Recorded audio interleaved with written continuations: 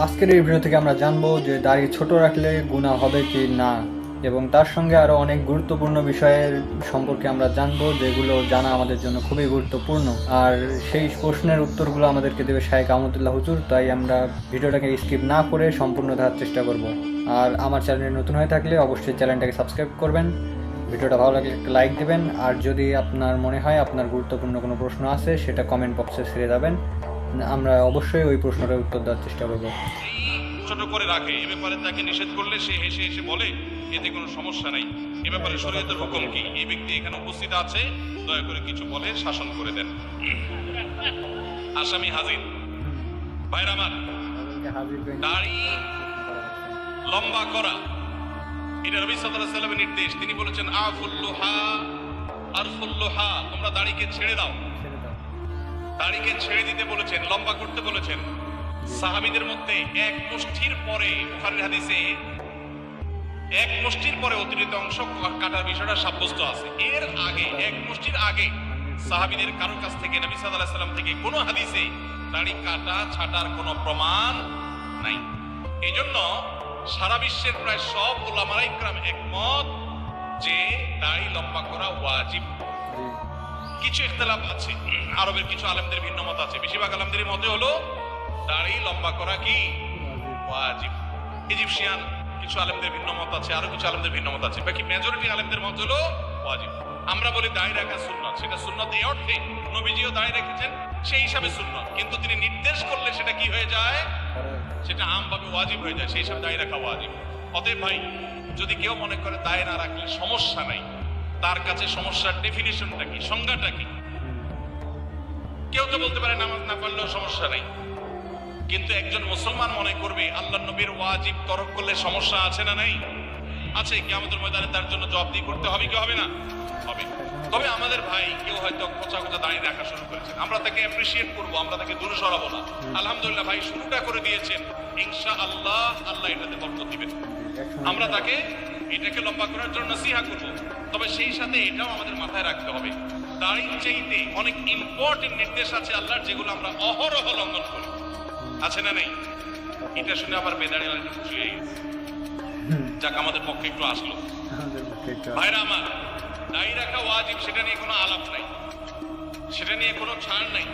কিন্তু পাশাপাশি আমাদের এটাও মাথায় রাখতে হবে যে আল্লাহর অন্যান্য ফরজ বিধানগুলো মানতে হবে। অনেকে লম্বা দাঁড়িয়ে আছে, মুখ খারাপ করে, আছে না নাই? বাংলা একটা প্রবাদ আছে, হাজী সাহেবের মুখ খারাপ। কি বলে? হাজী সাহেবের মুখ খারাপ। এই লম্বা দাড়ি নিয়ে মুখ খারাপ করে কি করে না? এই লম্বা দাড়ি নিয়ে দোকানদার দেশি মশারি আর ইন্ডিয়ার মশারি মিশিয়ে দেশি মশারি তেলগুলো বিক্রি করে কি করে না? করে। তাহলে দাড়ি আছে, তিনি ওয়াজিব আমল করেছেন, সবও পাবেন, কিন্তু যেই কাজটা করছেন ওইটা দাড়ি রেখে যে সব পাচ্ছেন তার চেয়ে অনেক বেশি ক্ষতি তিনি করছেন ওই কাজটা করে। ঠিক না ঠিক? এই জন্য আমাদের পরিপূর্ণভাবে দিনে প্রবেশ করতে হবে, আল্লাহ আমাদেরকে তৌফিক দান করুন। কিন্তু সেই সাথে দাড়িও লম্বা করার চেষ্টা করতে হবে। কিন্তু কোনো ভাই করছেন না, আমরা বেশি মানুষ অন্যকে নিয়ে পড়ে থাকি। একটা বড় মুসিবত হলো বাংলাদেশের মানুষের, আমরা অন্যের চরকায় তেল একটু, আমাকে আল্লাহ দাড়ি রাখার তৌফিক দিয়েছে আলহামদুলিল্লাহ। আমি এখন চিন্তা করবো আমার আখলাকটা ঠিক হয়েছে কিনা, আমি বউরে বাসায় গালি দিই কিনা, আমি কর্মচারীদের সাথে চালের মতো ব্যবহার করি কিনা, আমি মানুষের হক মারি কিনা, আমি দেখবো আমার বাকি আর কোথায় ল্যাকিংস আছে সেটা আমি দূর করবো। আমি দাঁড়িয়ে আছে, এই জন্য যার দাঁড়িয়ে নেই তারে খোঁচা মারি করি আমি, এটা তো কোনো মুসলমানের কাজ হতে পারে। আমি চাইবো আমার ভাইয়ের দাড়ি লম্বা হোক, কিন্তু সেই সাথে আমি চাইবো আমার আরো যে দুর্বলতা আছে সেগুলো যেন দূর হয়। আল্লাহ আমাদেরকে আমলের তৌফিক দান করুন। আমিন। মেসেঞ্জার গ্রুপ চ্যাটিং এ এসএমএস এর মাধ্যমে ইজাব কবুল হয়েছে। দুজন সাক্ষীও ছিল মেসেঞ্জারে, কোনো মোহর উল্লেখ করা হয়নি। এখন বিবাহ হয়েছে কিনা, মেয়ের বয়স 13 বছর। আজকাল আমাদের অনেক যুবকরা আল্লাহর শরীয়তের সাথে তামাশা করে, তামাশা। এগুলো আল্লাহর শরীয়তের সাথে কি তামাশা? দিন কোন ফাইজলামির নাম না ভাইরা আমার, সিরিয়াস ইস্যু। অনেকে আল্লাহকে সাক্ষী রেখে বিয়ে করে, এটা হলো অতি ভালো সাজা।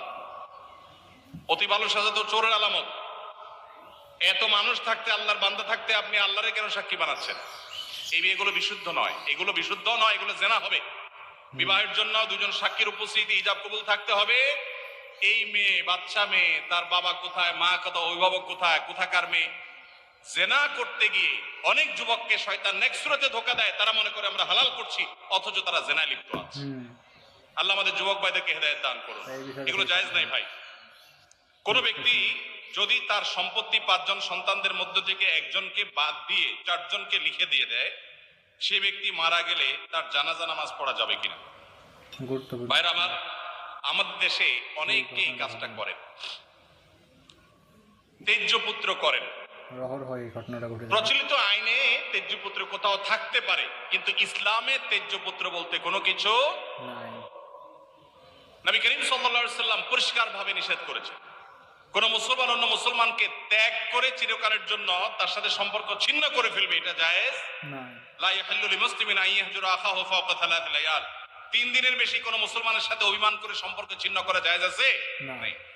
এখন সন্তান খারাপ, যত খারাপ হোক, আপনি সন্তানকে তথাকথিত তেজ্যপুত্র করলেন, করে কোনো সম্পদ দিলেন না, বঞ্চিত করলেন, আল্লাহর কাঠগড়ার আসামি হবেন।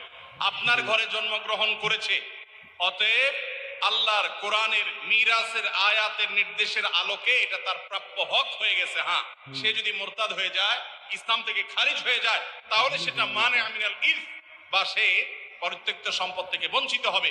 কিন্তু মুসলমান আছে, আপনার কথা শুনে না, আপনার খায় খেদমত করে নাই, আপনি সে অজুহাতে তাকে কিছু দিলেন না, বাকি সন্তানদেরকে দিয়ে দিলেন, আল্লাহর কাঠগড়ায় আসামি হতে হবে, জায়েজ হবে। এখন এটা যদি কোনো লোক করে, জীবদ্দশা দিতে চায়, তাহলে সমান হারে দিতে হবে। এক সাহাবী নবীজিকে এসে বলছেন, ইয়া রাসূলুল্লাহ, আমার সন্তানকে অমুক ছেলেকে আমি এটা দিয়েছি। নবী সাল্লাল্লাহু আলাইহি সাল্লাম বলেছেন, বাকি সবাইকে দিয়েছো? বলেন না, দেই নাই। তখন নবী সাল্লাল্লাহু আলাইহি সাল্লাম বলেছেন, ইত্তাকুল্লাহ ওয়া আদিলু বাইনা আওলাদিকুম, আল্লাহকে ভয় করো আর সন্তানদের মধ্যে সমতা বজায় রাখো। এইজন্য ভাইরা, এই জুলুম করা যাবে না। ইসলাম আমাদেরকে সাম্য এবং ইনসাফ শিখিয়েছে, সেটা আমাদের সব ক্ষেত্রে করতে হবে। এমনকি শত্রু হলে তার সাথেও আমাকে ইনসাফ করতে হবে। আমাদের কষ্ট হয়, আমার সাথে কারো শত্রুতা আছে, সে আমার সাথে শত্রুতা করে, কিন্তু তার বেলায় কোনো সাক্ষ্য দেওয়ার প্রশ্ন আসলে আমি সত্য সাক্ষ্য দিলে তার পক্ষে যায়, আমাদের দিতে মন চায় না। কিন্তু এই দেওয়াটাই হলো ইমানের দাবি। আল্লাহ বলেছেন, ওয়ালা ইয়াজরিমান্নাকুম শানাআনু কওমিন আলা আল্লাহ তা'দিলু ই'দিলু হুয়া আকরাবু লিত-তাকওয়া। কারোর সাথে শত্রুতা আছে দেখে আপনি ইনসাফ করবেন না, এটা জায়েজ আছে? এজন্য বাবাজিরা সাবধান, সন্তান সন্ততিদের মধ্যে কোন প্রকার হেরফের করবেন না, এটা জায়েজ নাই। সেই সন্তান যদি খারাপ হয়, সে আল্লাহর কাছে দায়ী হবে, ভিন্ন কথা। তো আপনি তাকে সম্পদ থেকে বঞ্চিত করতে, হ্যাঁ, যেটা আপনি করতে পারেন, একটা সন্তান নেককার, মাদ্রাসায় পড়ে, দিনদার, ওকে একটু সম্পদ বাড়ায় দিলেন তার দিনদারিতার কারণে, সেটা জায়েজ আছে। কিন্তু একজনকে টোটাল বঞ্চিত করলেন, আরেকজনের নামে সব লিখে দিলেন, এটা কিন্তু জায়েজ হবে। এখন কোন মুরব্বী যদি এই কাজ করেন, তিনি মারা গেলে তার জানাজা পড়া যাবে না, এমন কোনো কথা নেই। তার জানাজা পড়বেন, কিন্তু তিনি আল্লাহর কাছে দায়ী থাকবেন। সন্তানদের কর্তব্য হলো, বাবা যাকে বঞ্চিত করছে, আমাদের ভাগ থেকে তাকে দিয়ে আমরা ব্যালেন্স করে ফেলবো, তাহলে আশা করা যায় আল্লাহ তাআলা বাবাকে হয়তো মাফ করে দিবেন। আস-সুন্নাহ ফাউন্ডেশন, উম্মার স্বার্থে। তাহলে আজকের ভিডিও থেকে এই বিষয়টা ক্লিয়ার হলো যে দাড়ি রাখলে গুনাহ হবে কিনা, আর জমি জমা, বাবা মার সম্পদ, হক, এগুলো বিষয়ে ক্লিয়ার করা হলো। তাহলে আপনাদের যদি আলাদা কোনো প্রশ্ন থাকে, তাহলে অবশ্যই কমেন্ট বক্সে প্রশ্নটি লিখে যাবেন, যাতে আমরা আপনার প্রশ্নের উত্তরটা কোনো হুজুরের কাছে মাধ্যমে আপনাদেরকে দিতে পারি এবং আপনাদের কাছে পৌঁছে দিতে পারি। আর তার সঙ্গে যদি আমাদের চ্যানেলে নতুন হয়ে থাকেন, তাহলে আরেকবার মনে করে দিতে চাই, অবশ্যই সাবস্ক্রাইব করবেন, লাইক করবেন ভিডিওটাকে, ভালো লেগে থাকলে। তাহলে আর যদি ভালো না লাগে, লাইক করার প্রয়োজন নেই, কমেন্টে বলে যাবেন যে কেন ভালো লাগেনি। কমেন্ট বক্স আপনাদের জন্য সবসময় খোলা রাখা হয়েছে, যাতে আপনারা আপনাদের মনের যে ভাব প্রকাশের সুযোগ রয়েছে সেটা প্রকাশ করতে পারেন, এবং আপনাদের গুরুত্বপূর্ণ কোনো প্রশ্ন থাকলে অবশ্যই সেটা কমেন্টে আমাদেরকে জানাতে পারেন। আমি চেষ্টা করব আপনাদের সেই গুরুত্বপূর্ণ প্রশ্নটা আমার ভিডিওর মাধ্যমে আপনাদের মাঝে জানিয়ে দেওয়ার। তাই আজকে আর বেশি কথা বাড়াবো না। আজকের ভিডিও এখানেই শেষ করতেছি। দেখা হবে আবার একটা নতুন গুরুত্বপূর্ণ কোনো ভিডিও নিয়ে আপনাদের মাঝে। ততদিনের জন্য বা ততক্ষণের জন্য অবশ্যই ভালো থাকবেন এবং দোয়া করবেন যেন আমি এইভাবেই আপনাদের মাঝে গুরুত্বপূর্ণ প্রশ্ন ভিডিওগুলো পৌঁছে দিতে পারি। আমার এই চ্যানেলটা আপাতত ছোট, যে কারণে আমার এই বক্তব্যগুলো আপনাদেরকে দিতে হচ্ছে। আমি জানি আপনাদেরকে আমার বক্তব্যগুলো শুনতে ভালো লাগে না, তারপরেও আমি ইউটিউবের কিছু গাইডলাইন্সের কারণে এই বক্তব্যগুলো আপনাদেরকে দিতে হয়। তো ইনশাল্লাহ ভবিষ্যতে এই বক্তব্যগুলো আপনাদেরকে শুনতে হবে না, সরাসরি শুধু বয়ান শুনতে পাবেন এবং ইসলাম প্রচারের দিন প্রচারের দায়িত্বে যেই সব ভিডিও আছে সব কিছু আমাকে না দেখেই জানতে পারবেন এবং শিখতে পারবেন। তো আসসালামু আলাইকুম, ভালো থাকবেন।